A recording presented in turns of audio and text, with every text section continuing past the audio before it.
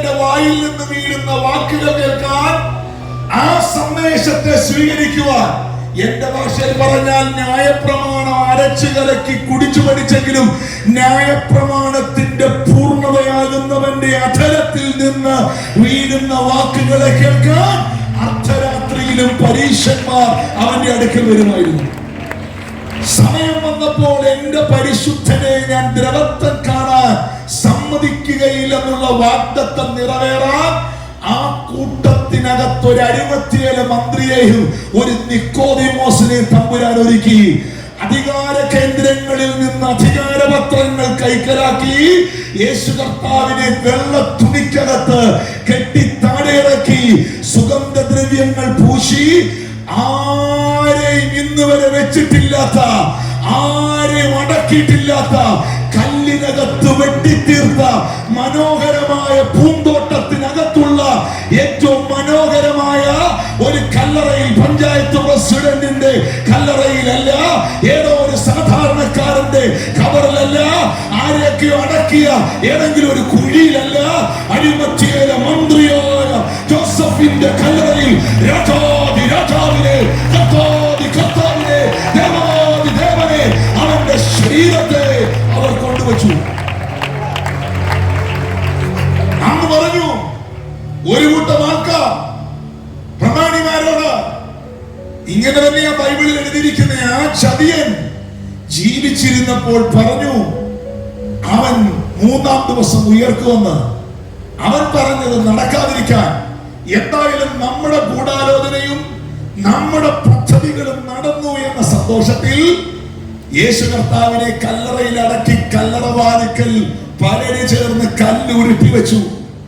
ഏറ്റവും വലിയ ഭരണകൂടം, ശക്തന്മാരായ പട്ടാളക്കാരുള്ള ഭരണകൂടമാണ് റോമൻ ഭരണകൂടം. ഏറ്റവും ശക്തിയുള്ള, നീളമുള്ള, പൊക്കമുള്ള, വണ്ണമുള്ള, ആരോഗ്യമുള്ള ശക്തന്മാരായ പട്ടാളക്കാരെ കല്ലറയുടെ വാതിക്കൽ കാശ് കൊടുത്ത് ഷിഫ്റ്റ് വെച്ച് എക്സ്ട്രാ ഡ്യൂട്ടി പേയ്മെന്റ് കൊടുത്ത് കാവൽ നിർത്തി.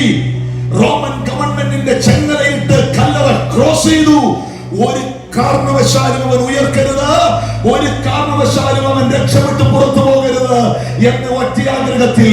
എന്നാൽ നിങ്ങൾക്കറിയുമോ പ്രിയപ്പെട്ടവരെ, അങ്ങനെ കല്ലറ അടച്ചു വെച്ച, കല്ല് ഉരുട്ടി വെച്ച, ചെങ്ങലയിട്ട് ക്രോസ് ചെയ്ത, പട്ടാളക്കാർ കാവൽ നിന്ന, ശിഷ്യന്മാർ ഓടി ഒളിച്ച, ആരെയും പുറത്തു കാണാനില്ലാത്ത, രോഗശാന്തി ശുശ്രൂഷ ഇല്ലാത്ത, സുവിശേഷ യോഗം നടക്കാത്ത, ദൈവവചനം മുഴങ്ങി കേൾക്കാത്ത, ആരവാരങ്ങളും ആൾക്കൂട്ടങ്ങളും ഒന്നുമില്ലാത്ത ഒരു നിശബ്ദ ശനിയാഴ്ച.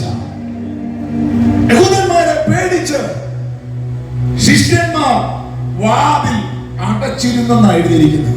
വാതിൽ അടച്ചിരുന്നു, യഹൂദന്മാരെ പേടിച്ച്. ഒറ്റ ഒരെണ്ണത്തെ പുറത്തു കാണാനില്ല. ചില അമ്മമാർ പറയത്തില്ലേ, ചില സഹോദരന്മാർ, ചില ചേട്ടന്മാർ മാളത്തിൽ കയറിയെന്ന്. ഇന്നാരും കേറുന്നില്ല, പക്ഷെ അന്ന് അവര് കേറി പുറത്തിറങ്ങിയില്ല. അവരെ പുറത്തിറങ്ങാൻ പറ്റിയായിരുന്നു. അവനകത്ത് കയറി ഒളിച്ചിരുന്നു. കാരണം അവരെ പിടിക്കും, അവരെ ആക്രമിക്കും, അവരെ അറ്റാക്ക് ചെയ്യും. പക്ഷേ ആ നിശബ്ദ ശനിയാഴ്ചയിൽ ഈ എല്ലാവന്റെ അകത്തൊരു ചിന്തയുണ്ടായിരുന്നു, എല്ലാം കഴിഞ്ഞു.